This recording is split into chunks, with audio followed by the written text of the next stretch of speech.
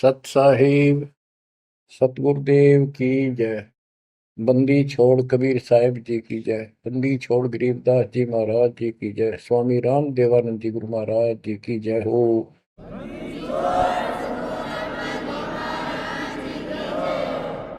सर्व संतों की जय, सर्व भक्तों की जय, धर्मी पुरुषों की जय। श्री काशी धाम की जय, श्री सुडानी धाम की जय, श्री क्रोथा धाम की जय, श्री बरवाड़ा धाम की जय।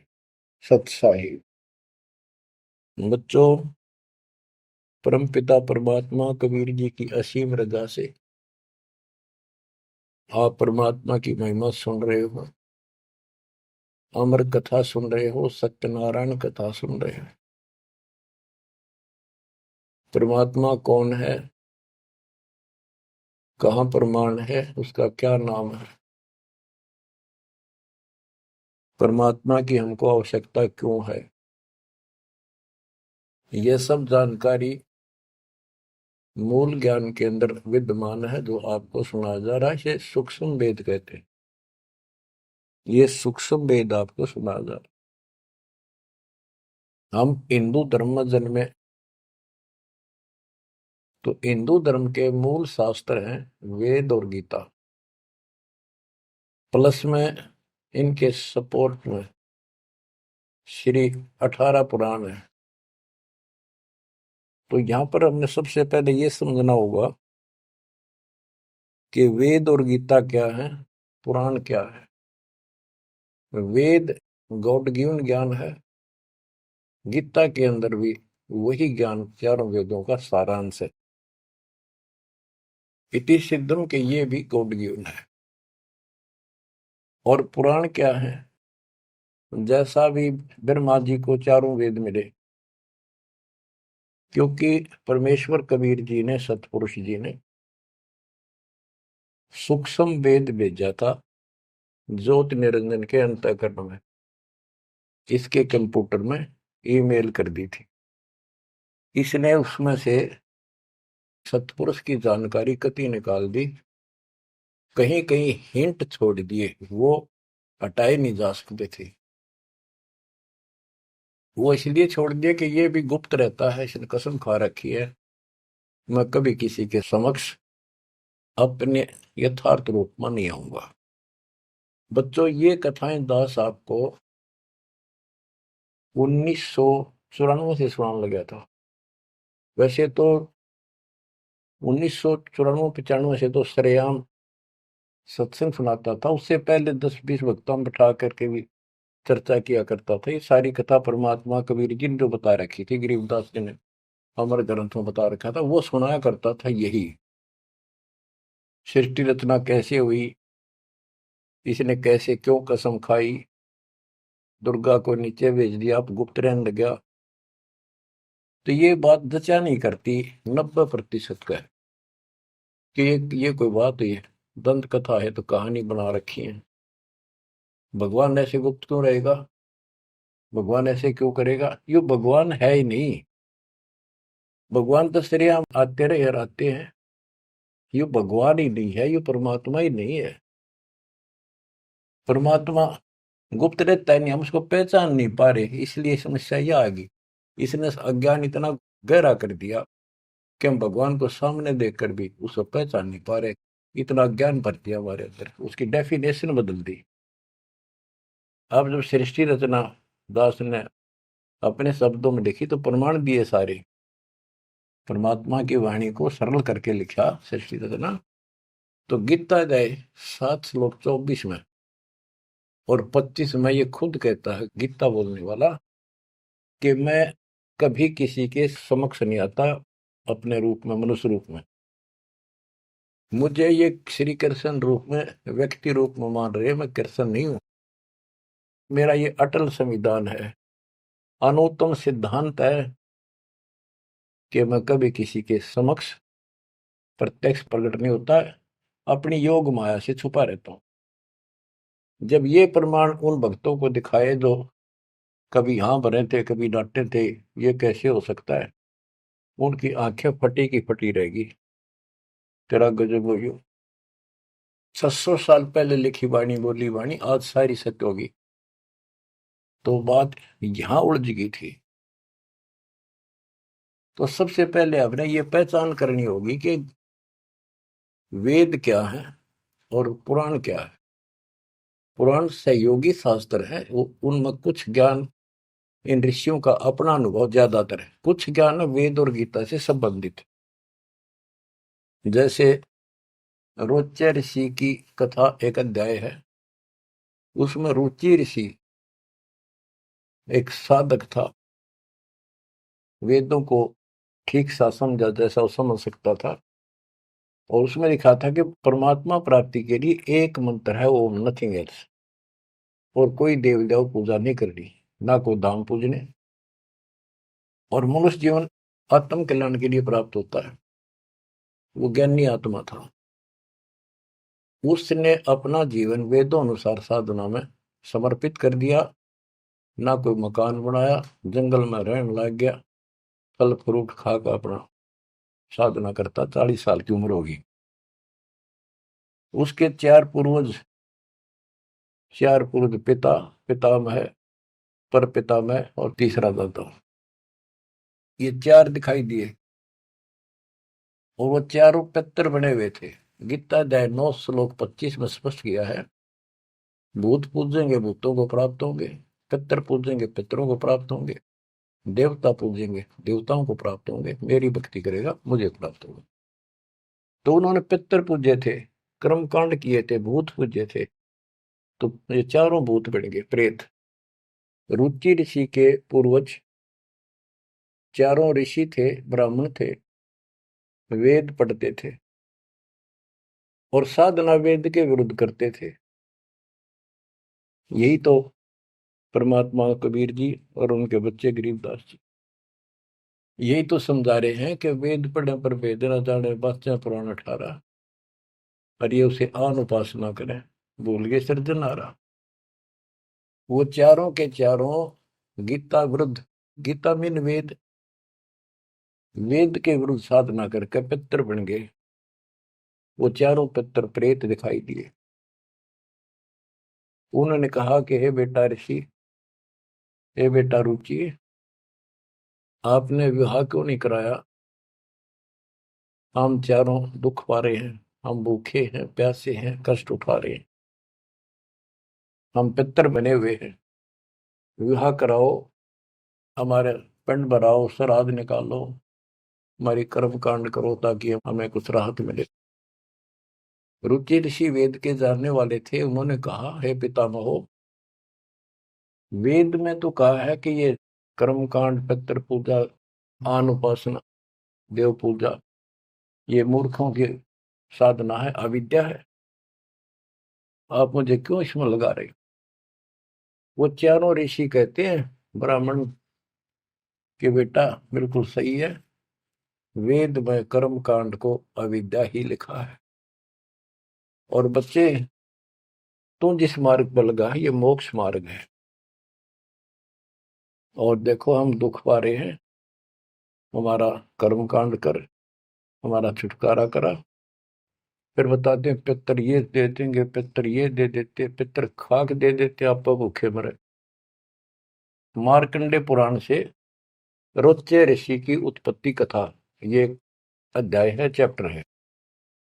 तो उन पितर, आप तो नरक में पड़े ही थे, वो शास्त्र अनुसार शास्त्रों में वर्णित साधना कर रहा था, रुचि ऋषि को और फंसा लिया अपने जाल में। अब ये मोह भी एक काल का जाल है। मन में आई ते पिताजी दुख पारे, दादाजी दुख पारे, परदादा, तीसरा दादा। तो उसने कहा ठीक है पितर में हो, मैं 40 साल की उम्र होगी, कौन मेरा ब्याह करेगा? पितर बोले ये हो जाएगा, तू ऐसे तप कर ले। उसने तप करा, फिर ब्याह हुआ, फिर उनके पितरों के पितर पूजा करी। आप भी पितर बना, रुचि ऋषि भी पितर बना, और आप भी पितर बने रहे थे। तो बच्चों ये जो वेद ज्ञान है गॉड गिवन, और बेशक किसी ने कांट छांट कर छोड़ रखा है, पर सहज इतना वो कराया है। और पुराण जो है ये ऋषियों के अपने अनुभव है। तो वेद ज्ञान स्पष्ट हो गया। दोनों से स्पष्ट हो गया। रुचि ऋषि कहता है ये अविद्या है, वेद में बोला है ऐसा नहीं करना, और पितर भी हाँ भरते क्योंकि उन्होंने वेद पढ़ रखे थे, पर क्रिया गलत करी। स्पष्ट हो गया, पुराण से ही स्पष्ट हो गया, ये पुराण में वेद ज्ञान है। इसके अतिरिक्त इस कथा में जो भी है सारी बकवास है, कति नरक में जाने का है। इसलिए जो वेद ज्ञान है वो हमने स्वीकार्य है और उसको समर्थन में ले भी रहे हैं। और गीता बोलती है 9वें अध्याय का 25वां श्लोक यही कह रहा है। लेकिन यहाँ तो गीता बोलने वाला कहता है कि मेरी भक्ति करता है तो मुझे प्राप्त होता है। 8वें अध्याय के 8, 9, 10 में कहता है कि 8वें अध्याय के जो 3 में बता परमेश्वर ब्रह्म, उसकी जो भक्ति करता है उसको प्राप्त होता है। इस प्रकार हमने इस अध्यात्म ज्ञान को निर्णायक तरीके से समझना है। अब ये साधना इन्होंने ठीक की नहीं, साधना ठीक ना करने से या दुर्गति कराने से, एक नहीं तकरीबन ये सबका यही दशा है। परमात्मा ने कहा था मूल ज्ञान अभी बताना नहीं है, 33 अरब ज्ञान हम व्याख्या, मूल ज्ञान हम गुप्त ही रखा। यानी 33 अरब हमने ज्ञान बोल दिया, वाणी बोल दी, इस मूल ज्ञान को अभी तक छुपा के रखा था। और बच्चों ही में कति रोशनी कर दी परमात्मा ने।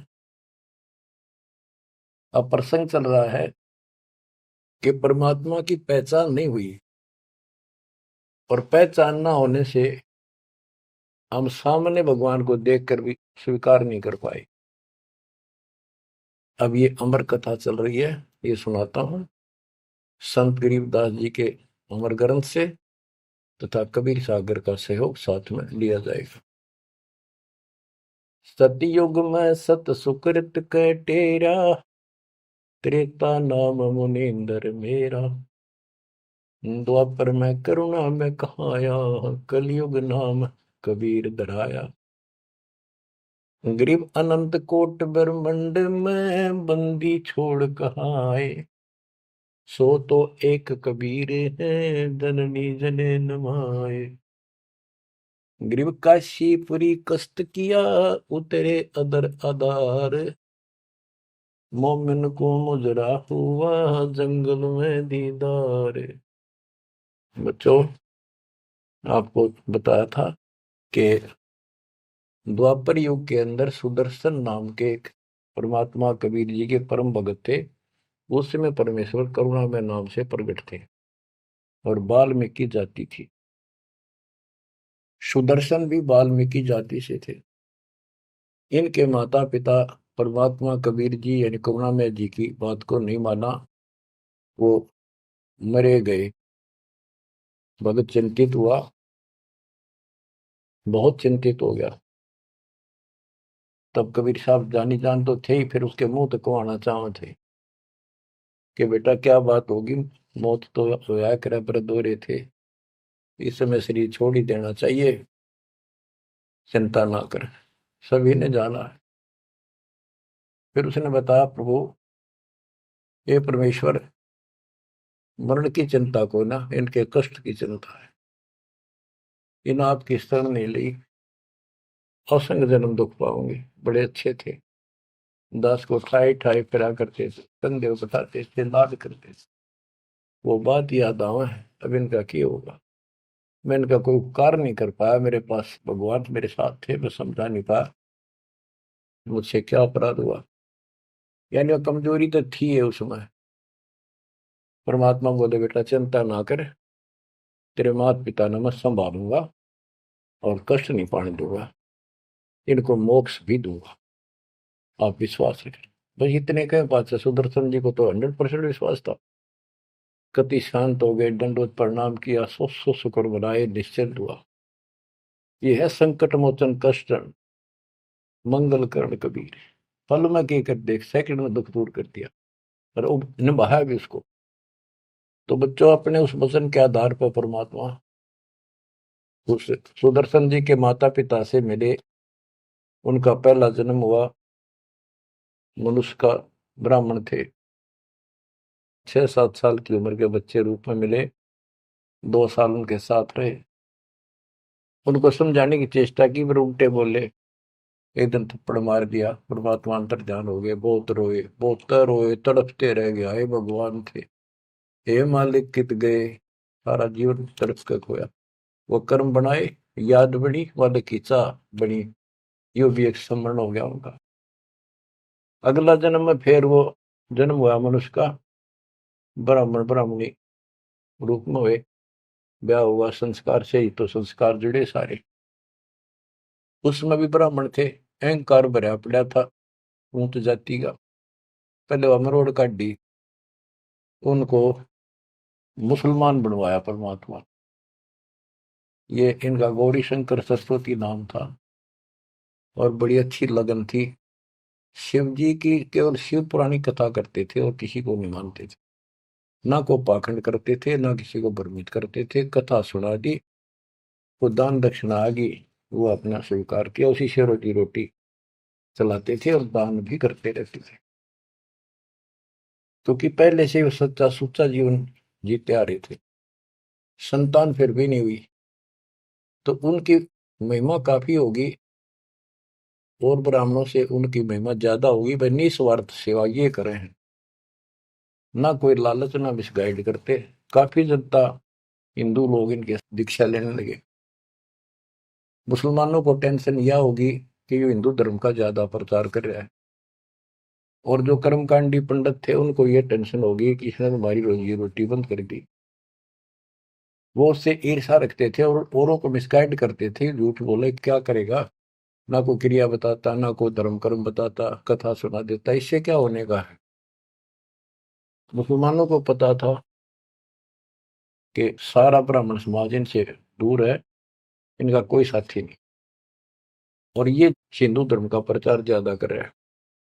उसको एक दिन जाके 10 माता ने जबरदस्ती अपना पानी पिला दिया, उसके सारे मकान में छिड़क दिया। लोग पूछना भाई कैसे आ रहे हो, क्या हो गया, भाई इसने मुसलमान धर्म स्वीकार कर लिया। वह बात आगे की तरफ फैल गई सारी काशी में, ब्राह्मणों में। अरे गौरी शंकर तो डूब गया, मुसलमान बन गया, मुसलमानों ने सारा उनका पानी छिड़क दिया, उनको मुसलमान बना दिया बयान से।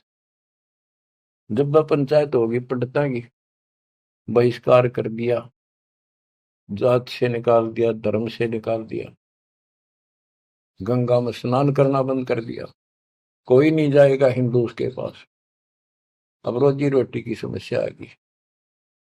उन्होंने लाकर 4 लकड़ के लठ ताना बुन का काम शुरू कर दिया। पहले तो रोजगार चल रहा था दक्षिणा से, अब यह समस्या और खड़ी हो गई थी, तो वो बहुत आसानी से शुरू हो जाता। जुलाई का काम वो शुरू कर दिया।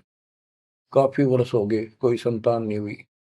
बेशक वो मुसलमान थे, पर भक्ति अपने वही करते थे, शिव जी को याद करते थे। ये आपको पहले ही बताई है कथा। तो बच्चों, एक दिन क्या होता है, नीरू नीमा के कोई जानकार आ गए पड़ोस में, जैसे कि मुसलमानों से ही संपर्क था, कोई यारी दोस्ती थी, वो आगे औरतों में चर्चा चल रहा करे। एक जातक तो चाहिए था, एक लड़का तो होना चाहिए था, बुढ़ापे का सहारा हो गया, पता इनका केरा होगा, नूर अली और नियामत। तो नीमा नीरू कहने लग गए थे उनको, नाम बदल दिए थे उन्हें, गौरी शंकर से गौरी शंकर का नीरू नाम रख दिया, और सरस्वती का नियामत, उसका नीरू नूर अली। तो उसका नीरू कहने लगे उसको नीमा। तो नीमा सारी रात रोई। सुबह वो स्नान करने जाते थे एक लहर तारा तालाब, जिसमें गंगा का पानी लहरों के द्वारा, घाट सा था, गौ घाट से उसमें मिट्टी कट जाती है, वो बहुत नीचा किनारा बन जाता है, उस पर से पानी उछल उछल का आकर एक तालाब बना था, उसको लहर तारा तालाब बोलते हैं। वो आज भी विद्यमान है, लेकिन उसमें पानी अब गंगा का नहीं आता, परिस्थिति बदल जाती है।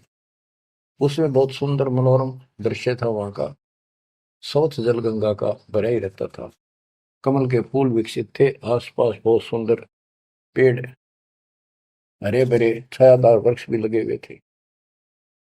वो उनकी कुटिया से लगभग 1.5-2 किलोमीटर दूर था। 3 किलोमीटर, एक कोस 3 किलोमीटर का होता है। तो वो सुबह सुबह उस वहां स्नान करने जाने लगे। पहले गंगा घाट पर नहाया करते थे, नहाने की आदत डेली थी।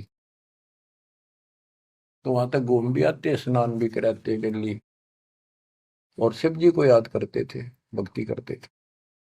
निम्मा रो रही थी रास्ते में, बुरी तरह रोती जाती, हे शिव जी भगवान, एक बच्चा हमें भी दे देते बेटा, हमारा भी टाइम पास हो जाता, आपके घर में क्या कभी।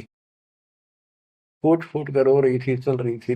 नीरू बोला, निम्मा क्यों आंख खराब कर रही है अपने, ये सारा दिन रोड पर लग रही है, बता बीच में भूल पड़ी थी फिर शुरू होगी।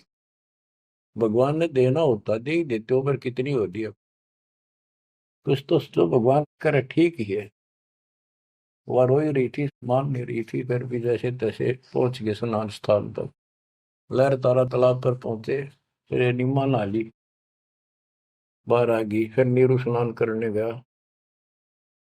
निम्मा जो कपड़ा बांध कर नहाई थी, दोबारा उसको धोने के लिए गई, कपड़े चेंज करके। वो ब्रह्म मुहूर्त का समय था, सुबह सुबह 1.5 घंटा पहले सूर्य उदय से। तो उस समय पहले अंधेरा दिखता है, तुरंत ही कुछ देर बाद एकदम रोशनी सी, साफ हो जाता है अंधेरा, रोशनी दिखने लग जाती है। तो नीरू नहा रहा था, वह कपड़ा धोने गई, उसने देखा कमल के फूल पे कोई वस्तु हल रही है। एक पैर दिखा, उसने सोचा कोई सांप है।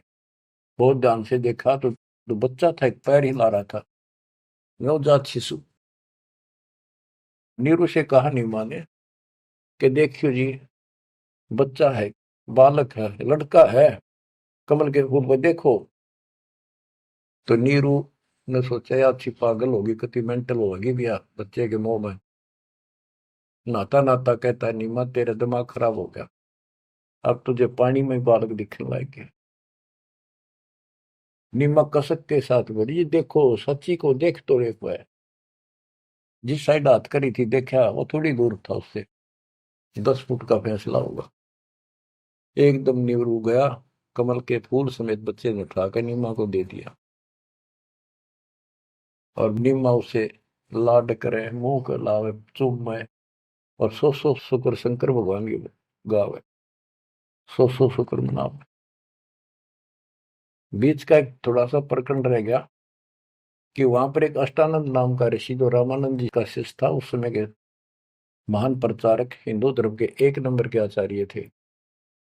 उसने 1400 शिष्य रखे थे ऋषि, जो कथा किया करते थे, उनमें से एक अष्टानंद था। 4 संप्रदाय थी, 52 द्वारों का वो मालिक था, वो इंचार्ज था।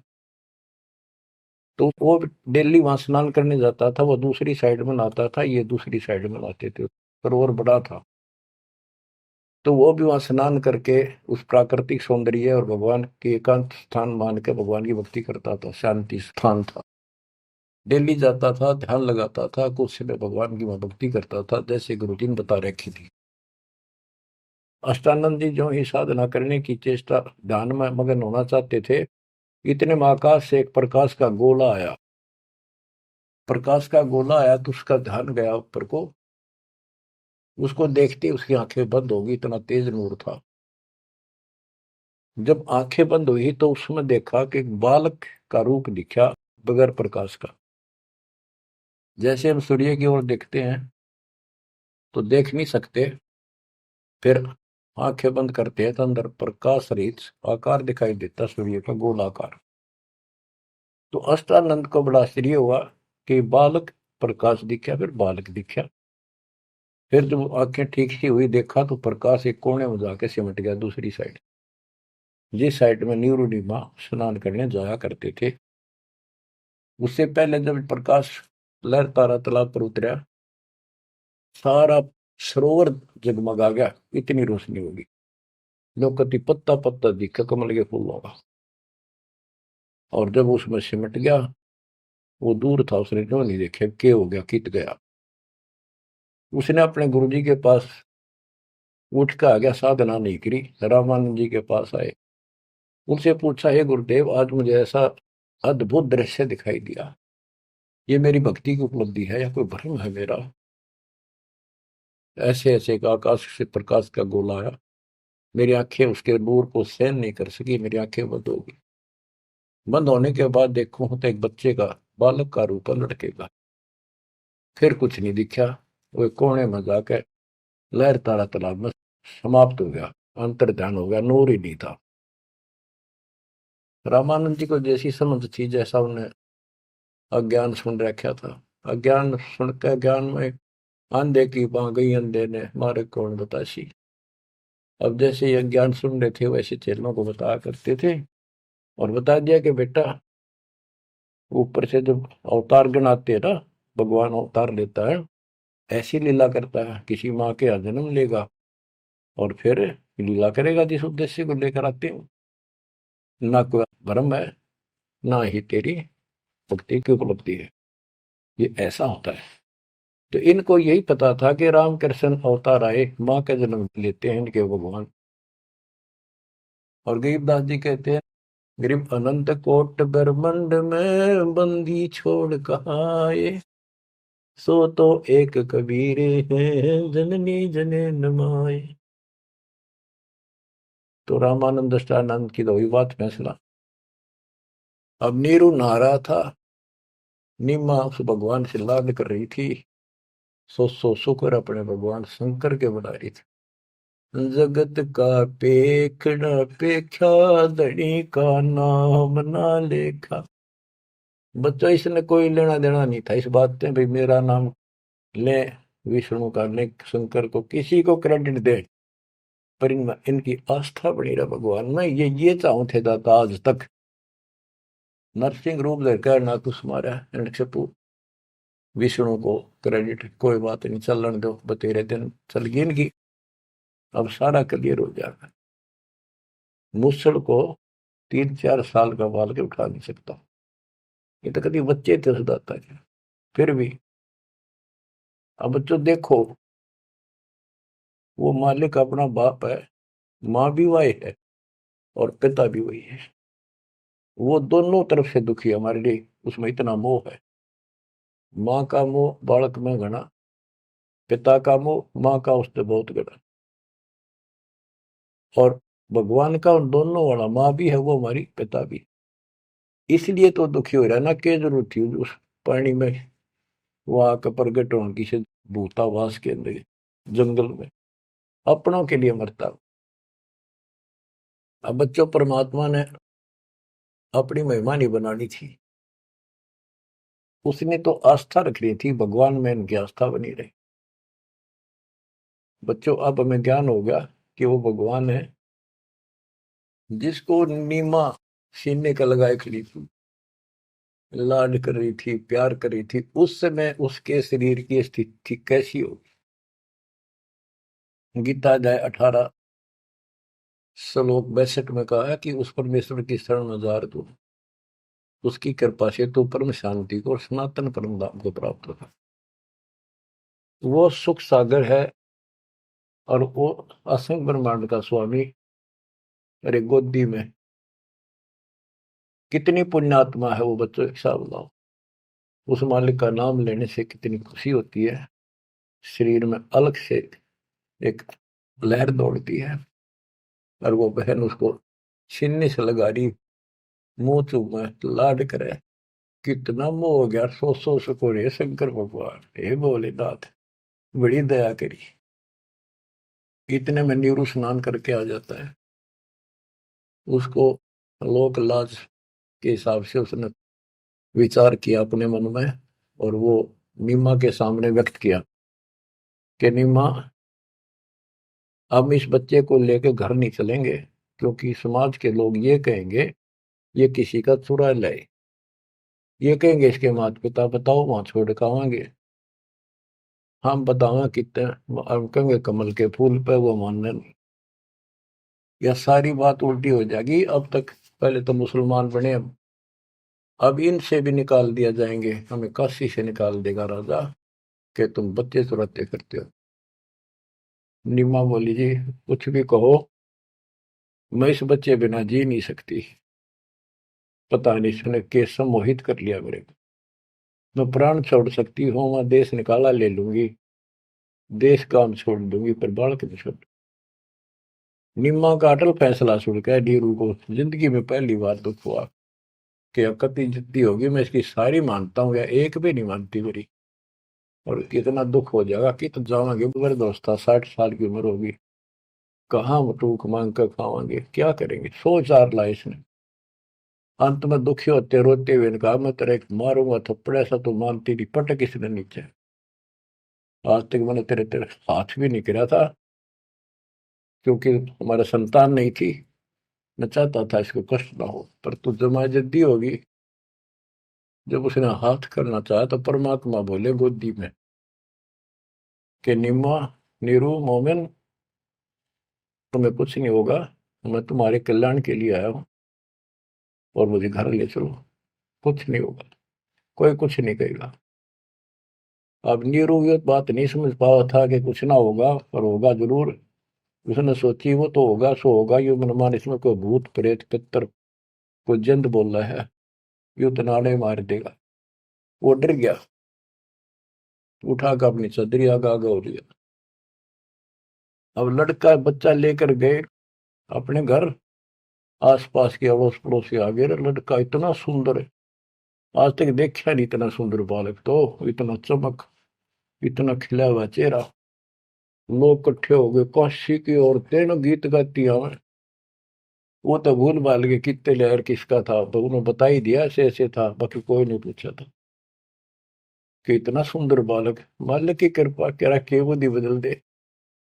सबका लगाव हो गया नीमा की तरफ ये तो भगवान आ गए थारी गोदी में। ये तो कोई का विष्णु जी कोई का शंकर भगवान आ गया कोई का वरुण देवता भगवान दिखाई दिए इंद्र देवता कोई धन का देवता कुबेर बतावे। अपने अपने गुण गावे अपने अपने हिसाब से परमात्मा को उसकी महिमा बतावे उसका मूल्यांकन कर रहे थे। और नहीं मानो का इसका नजर लगाओगे मेरे बच्चे को तुम ऐसे ना बोलो कि बालक ना देखे तुमने पागल हो गए तुम सारे। हाँ हट रोड़ के तो औरतें कहती हैं नीमा बालक तो देखे पर इसे ना देखे। बच्चों उस परमात्मा के प्यार में जब बात बंद हो जाती है दास की जिसको हम खोज रहे वो हमारे साथ रहते हैं। हम इतने निर्भाग इतने कर्महीन उसको आज तक नहीं पहचान पाए। ये हमारा बाप है ये हमारा भगवान जिसके लिए हम भटक रहे हैं। मैं रोवे तो सृष्टि को सृष्टि रोवे मोहे गरीबदास इसी वियोग को समझ नहीं सकता। बच्चों ईब समझ में होगा यू अब समझेगा हमारे बीच का जो फैसला था बीच में जो दीवार थी अब कति टूट जाएगी साफ हो जाता। बच्चों हम तो दुखी हैं ही अपने कर्मा कारण पर उसको और घना तंग कर रखा हमने। अब वो हमारा अपना उसको पता है कि यदि मैंने इनका साथ कति छोड़ दिया तो खा जाएगा काले। इसको सारी कदे नहीं छोड़ रहे तो ये धीरे धीरे हमारे को किसी न किसी कारण बनाकर इस परिस्थिति में लाया आज। अब यू खोल दिए रास्ते सारे अज्ञान हटा दिया पूर्ण रूप से। अब साफ दिखाई दे है Kabir is God Kabir is God. गरीब अनंत कोटि ब्रह्मंड का एक रति नहीं वार सतगुरु पुरुष कबीर हैं ये कुल के सिरजनहार। गरीब सब पदवी के मूल हैं सकल सिद्धि है तीर दास गरीब सतपुरुष बजो अविगत कला कबीर। तो वो कबीर कौन वो भी समझ कर दिया जो सारी सृष्टि का मालिक है और जिसके पास सब सिद्धियां असंग सिद्धियां उसके पास है। गरीब अम सुल्तानी नानक तारे दादू को उपदेश दिया जाति जुलाहा भेद न पाया काशी महे कबीर हुआ। जाति जुला सारा स्पष्ट कर दिया कति खोल के दर दिया। और आज बच्चों 300 साल पहले ये अमर वाणी बोली थी, आज ये स्पष्ट हो गया आपके सामने गीता और वेद पुराणों से। वेद मेरा भेद है मैं ना वेदन के माही, जौन वेद से मैं मिलूं वो वेद जानते नहीं। सूक्ष्म वेद के अंदर परमात्मा की महिमा लिखी है। ऋग यजु है श्याम अथर्व, ये चारों वेद चित भंगी रे, सूक्ष्म वेद वाचै साहेब का, सोहन सा सतसंगी रे। आज इस सूक्ष्म वेद से हमें पता चला सत्य का। अब हम सत्य के साथी हो गए, सत्संगी हो गए, हम कबीर साहब के फॉलोअर बन गए।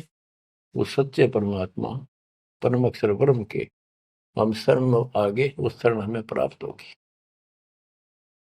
अब ये अमर वाणी भी सुनाऊंगा आपको, क्योंकि इन वाणियों का और अलग से चोट लग गया छाती में, आत्मा पे, क्योंकि ये तो सौसिद्ध वाणी है। ये तो मंत्र का काम करते हैं। जैसे गार्डू मंत्र बोला करते हैं, उसने एक मंत्र के 5-4 लाइन होती, 2-3, उन्हें सिद्ध कर लिया करके 1000 लाख बार जाप करके विष उतारा करते गार्डू। तो वो उस पर भी असर करता था जो अचेत हुआ होता था, सांप लड़ने से मूर्छित हो जाता था जो व्यक्ति जहर के कारण, तो वो मंत्र बोलते रहने से ना वो सुने था, ना समझा था, ना अर्थ का पता था।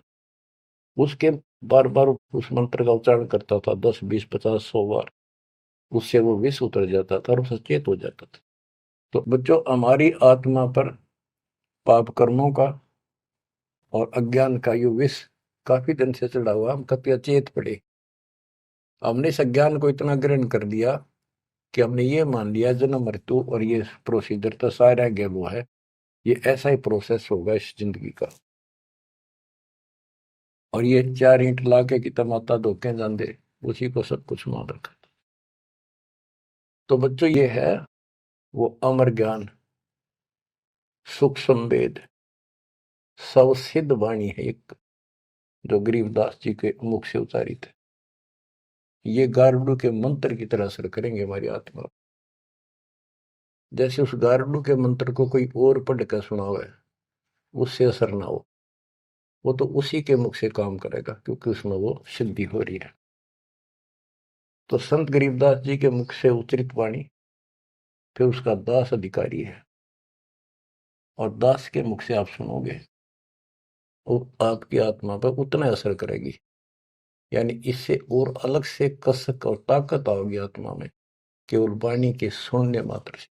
ज्ञान तो यू है ही, ज्ञान तो मौखिक सुनाई दिया, अब इसको पढ़ कर सुनाऊंगा और अच्छी कसक बनेगी, आत्मा तड़फ उठेगी उस मालिक के लिए। गरीब काशीपुरी कस्त किया, उतरे अदर अदार, मोमिन को मुजरा हुआ जंगल में दीदार।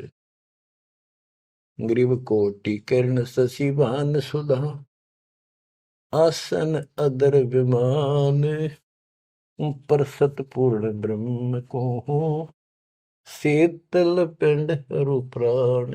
होय होय। ये जंगल में काशी के अंदर सरोवर पर मोमिन नीरू को मुद्रा हुआ। ग्रीव काशीपुरी कस्त किया, उतरे अदर अदार, मोमिन नीरू को मुजरा हुआ जंगल में दीदार। मोमिन मुसलमान को कहते हैं, नीरू को मुजरा हुआ परमात्मा के दर्शन में। कैसी सतीथि थी मालिक के उस बालक के, कितना तेज था, कितना नूर था। ग्रीव कोटि किरण शशि भान सुधा, आसन अधर विमान, पर सतपूर्ण ब्रह्म को शीतल पेनरु प्राण। कोटि किरण, करोड़ सूर्य, करोड़ चंद्रमा की मिली जुली जो किरण है, पूरा प्रकाश ही नहीं, उनकी किरणों जितना प्रकाश था, ज्यादा नहीं। एक तो सूर्यों जितना प्रकाश हो नहीं, किरण, किरण का प्रकाश सिंपल, यानी तेज बहुत था। और परसत पूर्ण ब्रह्म को शीतल पिंड रूपराण, उस पूर्ण ब्रह्म को जब नीमा ने सीने से लगाया, आत्मा ठंडी होगी, कति ने इतना प्रेम जाग गया। ग्रीव गोद लिया मुख चूम कर, हेम रूप जलकंत, जगर मगर काया करे, दम कह पद्म अनंत। ग्रीव गोद लिया मुख चूम कर, हिम रूप जलकंत, जैसे बर्फ जैसी सफेदी चेहरे पर थी, बर्फ जैसे हिम, स्नो वाइट यानी बर्फ जैसा सफेद चेहरा, और जगर मगर काया करे जगमग, जैसे दमके पद्मानंद। ग्रीव काशी उमटी गुल भया, मोमिन नीरू का घर घेरे, कोई कह ब्रह्मा विष्णु है, कोई कह इंद्र कुबेर।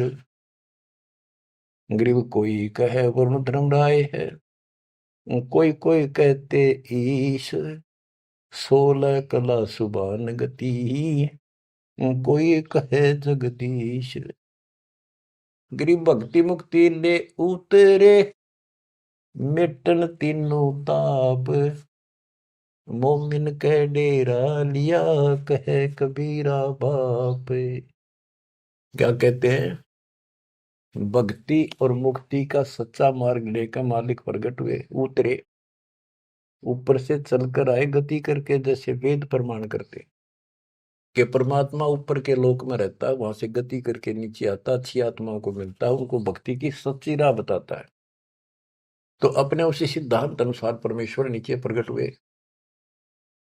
गरीब भक्ति मुक्ति ले उतरे, मिटन तीनों ताप, मोमिन के डेरा लिया, कहे कबीरा बाप।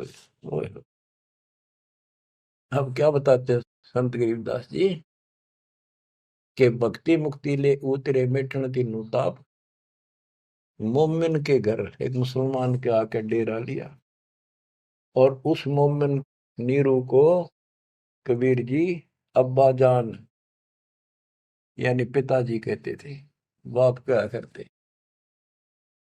रद्द विचार करो उस मालिक को क्या पड़ी थी हमारे लिए।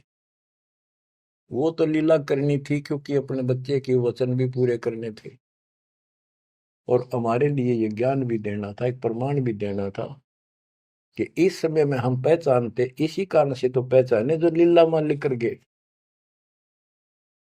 आज वेदों से प्रमाणित हो गया परमात्मा ऐसी लीला करता, वो है भगवान सही। जो ना कृष्ण की ऐसी लीला वेदों वर्णित, ना श्री राम की, ना विष्णु और ब्रह्मा शंकर जी की, किसी की वजह नहीं। तो वेद गॉड गिवन है, परमात्मा का सच्चा सिद्धांत है। तो उस सिद्धांत पर खरा कौन उतरता है? अब ये सिद्ध हो गया कबीर भगवान। कौन कबीर? जो काशी में जुल्हा था। अब क्या बताते हैं? गिरिव भक्ति मुक्ति ले उतरे, मिटन तीनों ताप, मोमिन के डेरा लिया, कहे कबीरा बाप। गिरिव दूध न पीवन अनभक, नहीं पलने झूलंत, अदर अमान ध्यान में, कमल कला फूलंत। ना दूध पीवे, ना पानी पीवे, ना कुछ खावे, और मालिक ऐसा दिखे जैसे इसके दिमाग कहीं और ही जा रहा है। अब बच्चों, अब और भी टिप्पणी करनी है, बहुत घने आगे। कोई कहे छल ईश्वर नहीं, कोई कही छल है, ईश्वर नहीं है। गरीब कोई कहे छल ईश्वर नहीं, कोई के नर कहलाए, कोई कहे गण ईश का, जो जो नीमा मा दर्शाए। कोई कुछ कहे, कोई कुछ कह रहा था, अपनी अपनी बुद्धि से मूल्यांकन कर रहे थे। तो जो जो वो बात बनाव थे, निम्मा बहुत दुखी हो रही थी, गुस्से हुई थी, मतलब गावत थी, क्यों पीछे पड़ रहे हो मेरे बच्चे का। गरीब काशी में अचरज भया, गई जगत की नींद, ऐसे दुल्हे उतरे जो कन्यावर बींद। वो सारी सृष्टि का मालिक पृथ्वी पाया, गरीब खलक मुलक देखण गया, राजा प्रजारीत, जम्बू दीप जिहान में उतरे शब्द अतीत। गरीब दुनी कह यो देव है, देव कहते हैं ईश, ईश कहे पर ब्रह्म है, पूर्ण विश्व बीश। अब बच्चों, ना दूध पी रहा था, ना पानी, ना को भोजन, दलिया वलिया घोल कर पिलाओ तो मुंह बंद कर ले। 25 दिन बीत गए। निम्मा बहुत बुरी तरह रोने लगी। आखिर होगी कि भी बालक मरेगा और साथ मरूंगी। सारी रात रोई। नीरू ने बहुत समझाई, कोई बात नहीं, भगवान ने दिया है तो लेगा, तो क्या करा, इतना क्यों दुख पा रही। परवाह नहीं मानी कि इसके गेल मरूंगी, अब मैं जीऊंगी नहीं, मैं इस बच्चे बिना जिंदा नहीं रह सकती। नीरू ने अपने मुसलमानों से सारा पूछताछ लिया था, किसी के जंतर मंतर लग गया नहीं। आखिर में उन्होंने सोचा रामानंद जी के पास जाता हूँ, वो बहुत चर्चित हैं, विद्वान है, ब्राह्मण है, कुछ बताओगे जंतर मंतर। उसके पास गया, उसने सारा बताया कि ऐसे ऐसे हमें जंगल में एक लहरता रहा तालाब में कमल के फूल पे एक बालक मिला 20-25 दिन पहले।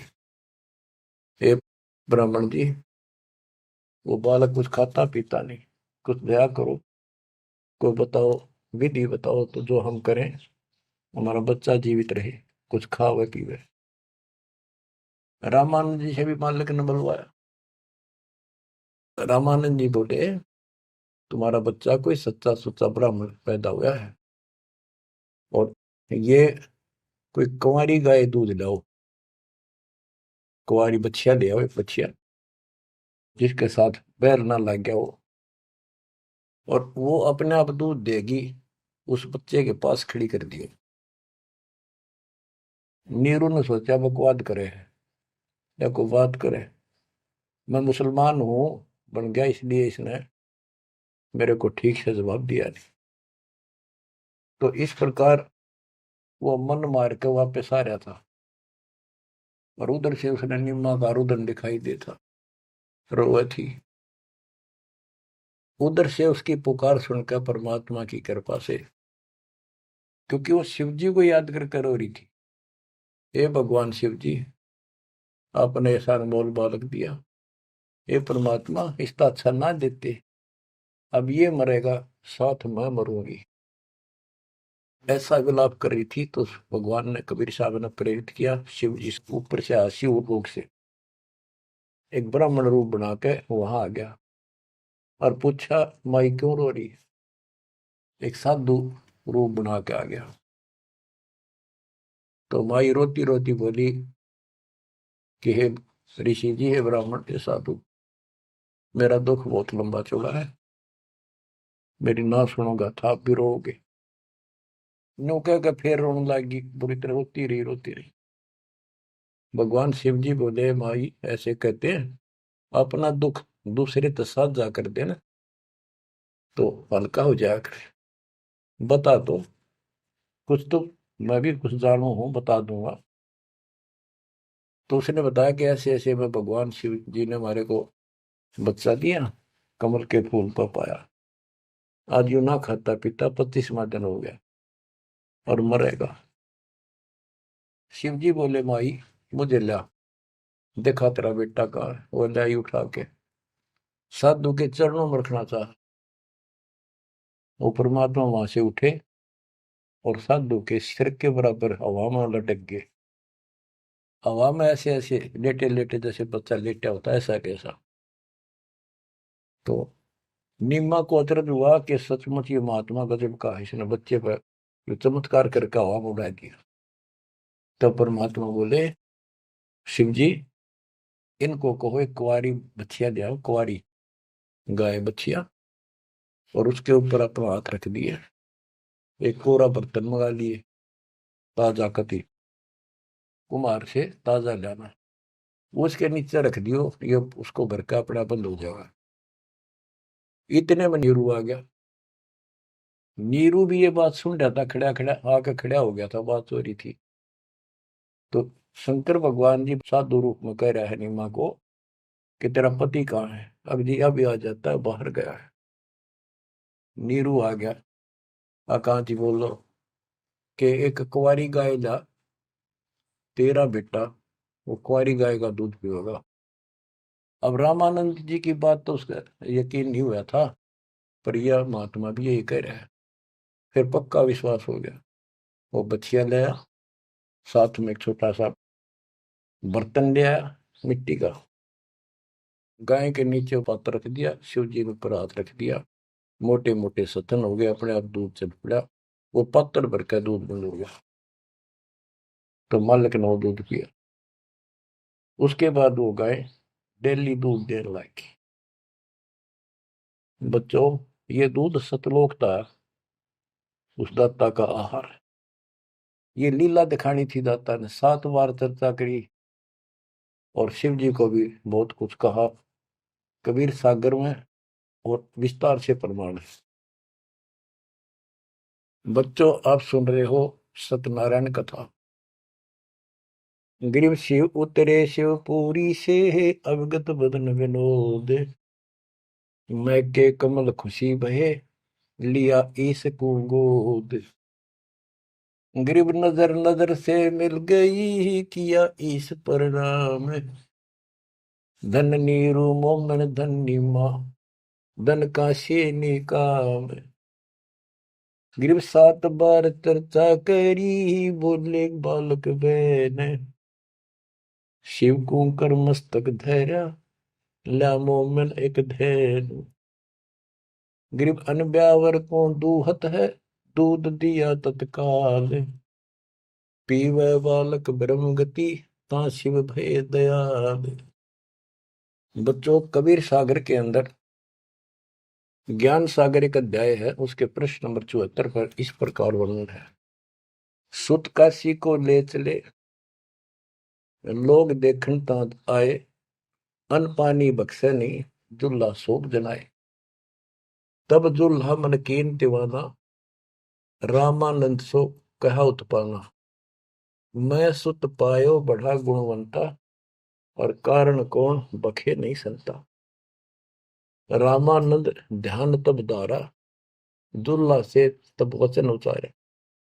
पूर्व जन्म ते ब्राह्मण जाति, हरि की सेवा की निबली बाती। कुछ सेवा तुम हरि की चूका, ताते भयो दुल्हा का रूपा। प्रीति पर भूखे तुर मान लीना, ताते दान में सुत तो है दीना। रामानंद जी बताते हैं, जब रामानंद जी को जाके कहा नीरू ने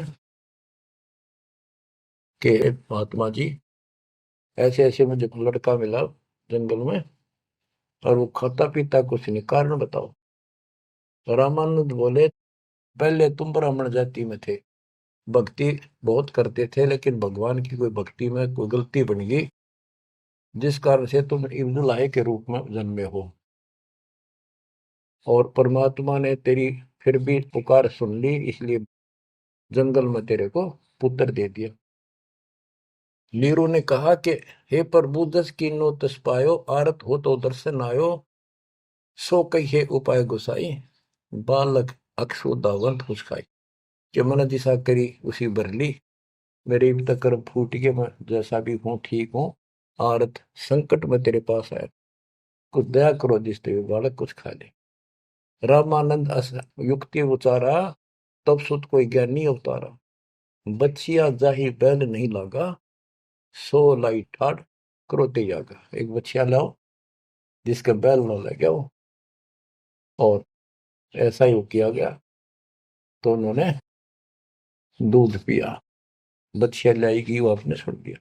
तो बच्चों, सब तरह से प्रमाण दिया जाएगा। अब नंबर आता है, ये तो सुख संवेद, कबीर वाणी, गरीबदास जी की वाणी। ऋग्वेद मंडल नंबर 9, सूक्त नंबर 1, मंत्र नंबर 9 में क्या लिखा है उस परम पिता के बारे में। अब ये सुना दो एक लाइन, तुम्हारे को कति भरम दूर हो जाएगा। मूल पाठ में ऐसे लिखा संस्कृत में, अभि इमं अधन्य उत सिलंती धेन्व शिशुम सोमम इंद्राय पातवे। पूर्ण परमात्मा जब बालक रूप में प्रकट होता है, इसका ये अर्थ है उनके परवरिश की लीला अधन्य, बिना दनाई, अभी यानी पूर्ण रूप से कवारी गायों के द्वारा होती है। ये लक्षण है वेद में। वेद मेरा भेद है, मैं ना वेदन के माही, जोन वेद से मैं मेरे वो वेद जानते हैं। बच्चों, आज इतना ही। अमर कथा जारी रहेगी। परमात्मा आपको मोक्ष दे, आपको चरणों से दूर ना करे, दास की यही पुकार है। सत साहिब।